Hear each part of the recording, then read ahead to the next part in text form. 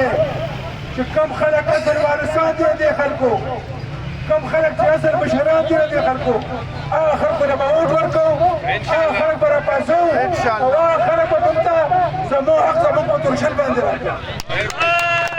زموږ تصویر ته به راکړه د ملي رهبر په مشرۍ کې او د سکندر خان په مشرۍ کې ستاسو د ستاسو حق هر وخت ستاسو په تورشل بلو شوی دی.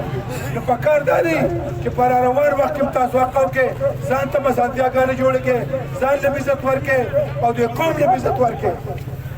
د وړو او د سنجۍ مسله زه د حکومت ته یم چې حل کړئ، که حل نه کړه نو دې تنګي نه به جلوس شروع کوو په 400 باندې انشاءالله تعالی. نه به ډي سي دفتر پرېږدو، نه به ډي پي او دفتر پرېږدو، نه به هېڅ دفتر پرېږدو، یو ظالم او جابر به نه پرېږدو. دا زموږ تاسو سره وعده ده انشاءالله تعالی. موږ به در مخکې به تاسو به راپسې الله هم ډېر عزت وکړي.